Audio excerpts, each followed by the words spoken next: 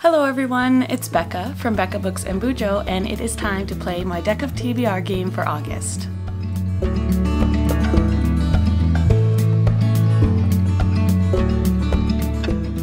Actually, that's not quite the truth, because in August I am hosting, along with my friend Chloe, the Deck of TBRathon, which is a competitive team-based readathon based off of my Deck of TBR game. So while I am playing my Deck of TBR game in a way in August, I'm actually not choosing my books right now. Today I'm going to give you more of a pile of possibilities. Some books I could see myself choosing in August, but it's all up to what cards I draw during the month. If you are curious about the Deck of TBRathon, I will link the announcement video down below. It's going to be a really fun time, and if you participate, you'll let a deck of cards dictate what you read. So let's just start with some books I know I would like to get to in the month, and then we'll go to books that kind of fulfill some of the prompts that are on the Deck of TBRathon board. So first of all, I like to participate in the Buzzwordathon challenge, or Buzzword challenge, whatever you want to call it, that Books and Lala puts on every year. And for the month of August, the buzzword is like, and it just so happens that the book my friend book club picked for August is Unlikely Animals by Annie Hartnett. I'll put a picture here. And this has the word like in the title, so it's perfect. These two will go together. I just hope I can get a prompt that works in order for me to read Unlikely Animals in August. I also think my Patreon will have a very loose book club in August. Just with the readathon happening, it might be difficult for some of us to get the book on our TBRs, but I think that we will try to read The Briar Club by Kate Quinn together. This is her newest release. Kate Quinn is one of my favorite historical fiction authors. She writes strong women in books, and this one is about the McCarthy era, which I know nothing about, but I'm excited to give it a try. And now we will turn to the Deck of TBRathon board. Can you see it? I'll put a picture here so you can see it. Some of these prompts I will not be talking about because it really will depend on where I am in the month and in the game. But I'm going to give you some options for each of the prompts that I might try to pick up. So let's say I draw a 4 and I have to read a long book.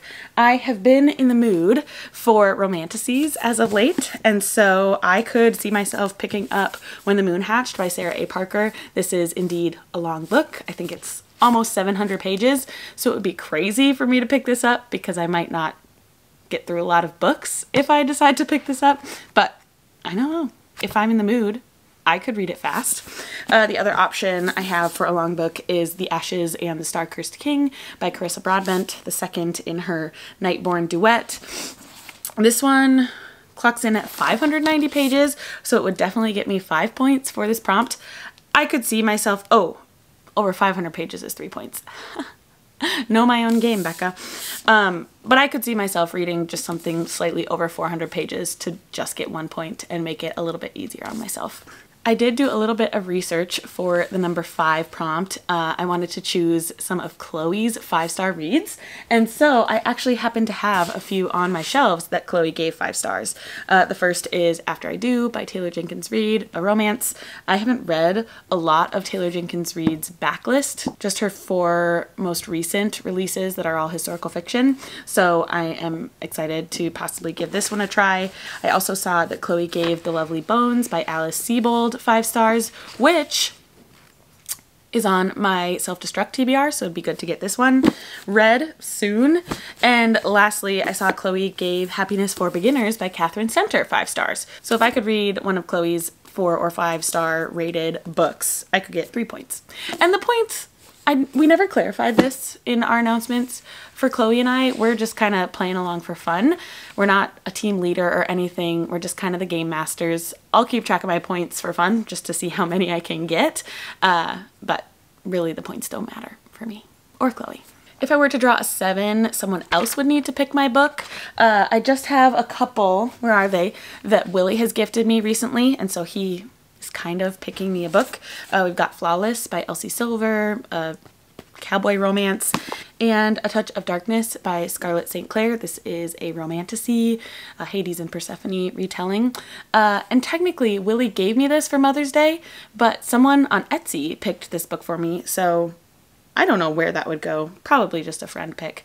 But my spouse chose both of these. Kind of. So that could be an easy 1 point there. I could definitely see myself putting a poll up though and getting some options that way. My pile of possibilities for book in a series is huge. The biggest stack of all of them. Let's see if I can get them. They're mostly all out from the library too, so I could continue on with the Illuminae Files series by Jay Kristoff and Amy Kaufman. This is the second, Gemina. I also have the third, so maybe I could just complete the whole series. I could finish up the duology of Coyote Sunrise. This is Coyote Lost and Found by Dan Gemeinhart. It'd be great to maybe get a middle grade in here so that I could read a little bit quicker. This is a good option. Who Am I? And bringing all these big books, but I could finish up what is released so far of the ACOTAR series. I could read A Court of Silver Flames. Would this be called completing a series? Maybe, because I've completed it to the point that books are released. I don't know. I could finish up the Good Girl's Guide to Murder series with As Good as Dead. This is the third in the series. I know there's a novella, but I think I would count this for 5 points in completing the series. And I could also try a new middle grade mystery series with The Inheritance Games by Jennifer Lynn Barnes. I have so many options for a book in a series, so honestly I would love if I drew multiple 8s throughout the month. I just have a couple of options for on the cover. If I were to get 5 points, I have a couple of options with buildings on the cover. Still Me by Jojo Moyes has, I think, the Empire State Building on the front. And in Butcher and Blackbird, the couple is standing on a bunch of buildings.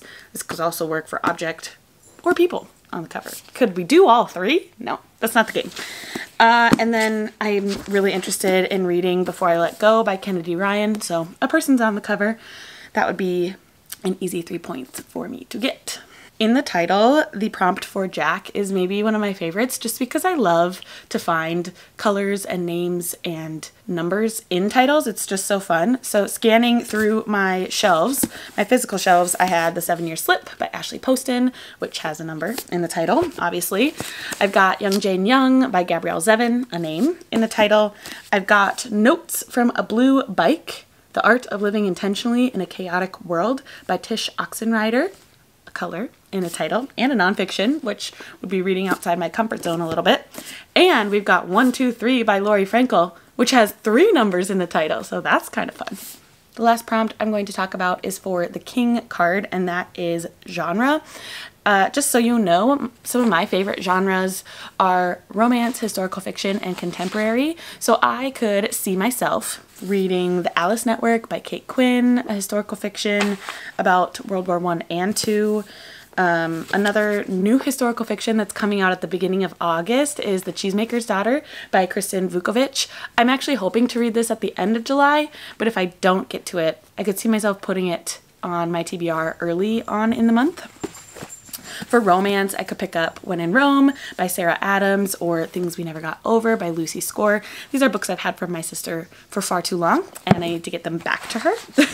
So I would love to get some borrowed books off of my shelves with this readathon. Oh, funny, would I get 3 points or 1 point for this prompt? Because 1 point is my favorite genre, and 3 points is a host's favorite genre. I am a host. Maybe that's an easy 3 point gimme. For genres that I rarely read, I would probably pick up a nonfiction or a horror. So that one might be harder, but I could give it a try. So that is my pile of possibilities. I know it was kind of all over the place. I really just want to give mood rating a try. Again, I mean, I'm picking from a select set of books, but I'm really looking forward to what Deck of TBRathon will do for my reading and make me kind of just choose books on a whim. Again, if you are interested in the readathon, I will have the announcement video linked below. We're gonna have a fun time, and I really am excited for my reading in August. Let me know if you have any reading plans for August. I would love to have some discussion with you down below in the comments. Thank you so much for watching this video, and I will see you in another one very soon. Bye.